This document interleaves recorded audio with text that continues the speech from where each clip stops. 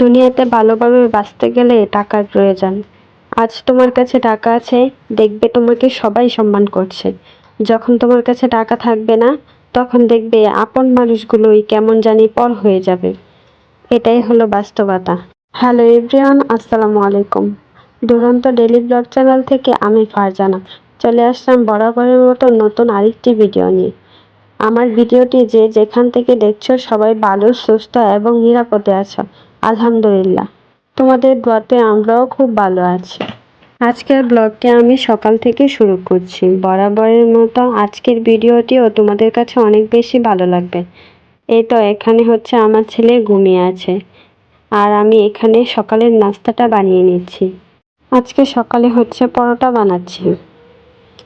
সবসময় তো রুটি খেতে ভালো লাগে না, এক এক দিন এক একটা খেলে বেশি ভালো লাগে। তাই ভাবলাম আজকে সকালে পরোটা বানিয়ে নিই। সবগুলো পরোটা হচ্ছে আমি বানিয়ে নিচ্ছি। এখন হচ্ছে চুলায় ফ্রাই প্যান বসিয়ে পরোটাগুলোকে ভেজে নিচ্ছি। তেলটা কিন্তু আমি অল্প দিই, কেননা তেল কিন্তু খাওয়া স্বাস্থ্যের পক্ষে ভালো নয়। তাই অল্প তেল দিয়ে আমি সবকিছু রান্না করে থাকি।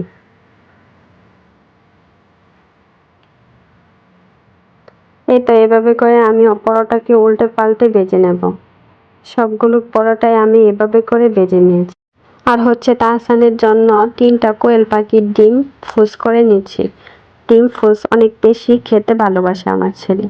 এই তো আমাদের সকালে নাস্তা রেডি হয়ে গেছে। আর হচ্ছে এখানে দুধ চা বানিয়ে নিচ্ছি। পরোটার সাথে দুধ চা খেতে অনেক বেশি ভালো লাগে, সেজন্য আমি এখানে দুধ চা করে নিচ্ছি।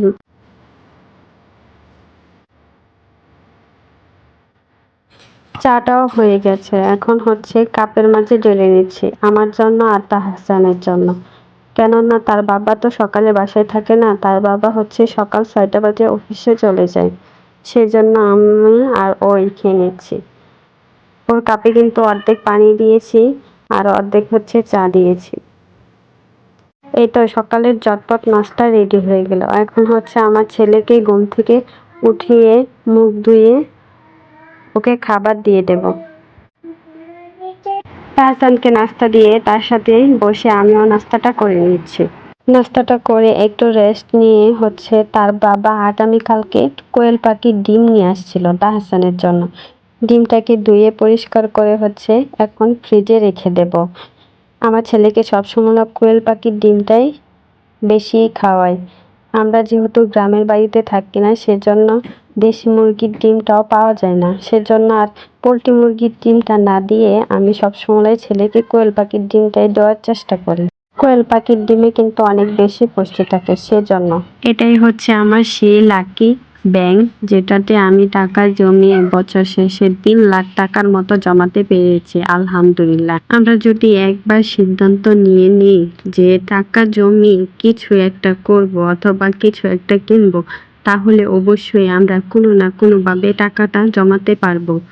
আমি যেভাবে টাকাটা জমিয়ে এতগুলো টাকা একসাথে জমাতে পেরেছি, সেটাই আজকে তোমাদের সাথে বলবো। যদি আমার কথাগুলো ফলো করো, তাহলে তোমরাও একদিন এতগুলো টাকা অবশ্যই জমাতে পারবে, এর থেকে বেশি টাকাও জমাতে পারবে। সংসার খরচের টাকা বাঁচিয়ে যেভাবে করে আমি এই ব্যাংকে টাকা জমিয়েছি, সেটা নিয়েও একটা ভিডিও বানাবো যদি তোমরা চাও। আমরা যদি একটু বুদ্ধি খাটিয়ে চলি, তাহলে দেখবে আমরা অনেক টাকাই আয় করতে পারবো। আর হচ্ছে তাহসানের বাবাও আমাকে মাঝে মাঝে হাত খরচের জন্য টাকা দিয়ে থাকে। সেই টাকাটা না ভেঙে আমি হচ্ছে এই ব্যাংকে টাকাটা জমিয়ে রাখি, এতে করে আমার টাকাটা আয় থাকে। তাহসানের বাবা হচ্ছে মাঝে মাঝে তো হাত খরচের টাকা দেয়, তারপরেও যখন সে অফিসে চলে যায় তখন 10 টাকা, 5 টাকা, 50 টাকা এরকমভাবে আমাকে দিয়ে যায়। সেটাকে না ভেঙে আমি এই ব্যাংকে জমিয়ে রাখি। এই 10 টাকা 5 টাকাও যদি আমরা জমিয়ে রাখি, তাহলেও বছর শেষে অনেকগুলো টাকা হয়, আর আমাদের অনেক উপকারে আসবে। আল্লাহ না করুক যদি ছোটোখাটো একটা বিপদ হয়, তাহলে মানুষের কাছে হাত না পেতে এরকম যদি মাটির একটা ব্যাংকে আমরা প্রতিদিন 10 টাকা 5 টাকা করে রেখে জমিয়ে রাখি, তাহলে হচ্ছে বিপদে ওই টাকাটাই কাজে আসবে। এভাবে অল্প অল্প টাকা জমিয়ে আজ হচ্ছে এতগুলো টাকা একসাথে জমাতে পেরেছি। আলহামদুলিল্লাহ, আল্লাহর কাছে অনেক অনেক শুকরিয়া। এই তো কথা বলতে বলতে হচ্ছে আমি দুপুরে রান্নাটা করে নিয়েছি। এখানে হচ্ছে কলমি শাক দিয়ে ডালটা রান্না করে নিয়েছি। এখন হচ্ছে মাছ দিয়ে কাঁচকলা রান্না করব। সেজন্য মাছগুলোকে ভালোভাবে কষিয়ে মাছগুলোকে তুলে নিয়েছি। তারপর হচ্ছে কাঁচকলা সাথে একটা আলুও দিয়েছিলাম, সেটাকে দিয়ে ভালোভাবে কষিয়ে নেব। কষিয়ে হচ্ছে একটু জল দিয়ে দিয়েছি। এখন মাছগুলোকেও দিয়ে দেব। ভিডিওর এই পর্যায়ে এসে তোমাদের কাছে ছোট্ট একটা রিকোয়েস্ট করে নিচ্ছি। আমার ভিডিওটি দেখে যদি কোনো অংশে ভালো লেগে থাকে তাহলে আমার চ্যানেলটাকে সাবস্ক্রাইব করে পাশে থাকা নোটিফিকেশন বেল আইকনটি প্রেস করে দিও, যাতে করে আমি যখন ভিডিও আপলোড করব তখন তোমাদের কাছে নোটিফিকেশন চলে যাবে। তখন তোমরা সময় সুযোগ বুঝে আমার ভিডিওটি দেখে নিতে পারবে। আর ভিডিওর শুরুতে একটা লাইক দিয়ে ভিডিওটি দেখার অনুরোধ রইল। আর কমেন্ট করে তোমাদের মতামত জানাতে ভুলবে না আমার ভিডিওটি তোমাদের কাছে কেমন লেগেছে। এত কথা বলতে বলতে হচ্ছে তরকারিটা রান্না করে দুপুরের খাবারটা খেয়ে নিয়েছি। এখন হচ্ছে বিকেলের জন্য একটু নাস্তা বানিয়ে নিচ্ছিলাম। আলুর পুর দিয়ে হচ্ছে এই ইউনিক নাস্তাটা বানিয়েছিলাম। এই নাস্তাটা খেতে কিন্তু অনেক বেশি মজা হয়েছিল। প্রতিদিন বিকেলে কিছু না কিছু বানাতেই হয়, না বানালে কেন জানি ভালো লাগে না। আর হচ্ছে আমার কিন্তু ভাজা পোড়া অনেক বেশি পছন্দ। আমি সবসময় ভাজা পোড়াই খেয়ে থাকি, কিন্তু তাহসানের বাবা এটা খেতে দেয় না। তারপরও হচ্ছে আমার কেন জানি ভালো লাগে।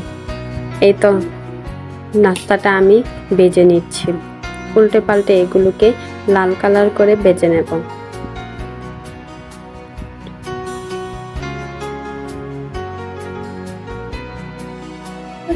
এই তো নাস্তাগুলোকে আমার বেজানো হয়ে গেছে। এখন চুলা থেকে নামিয়ে হচ্ছে সস দিয়ে পরিবেশন করে নিয়েছি। এটা সস দিয়ে খেতে অনেক বেশি মজা হয়। আজ ভিডিওটা এই পর্যন্তই। সবাই ভালো থেকো, সুস্থ থেকো। আল্লাহ হাফেজ।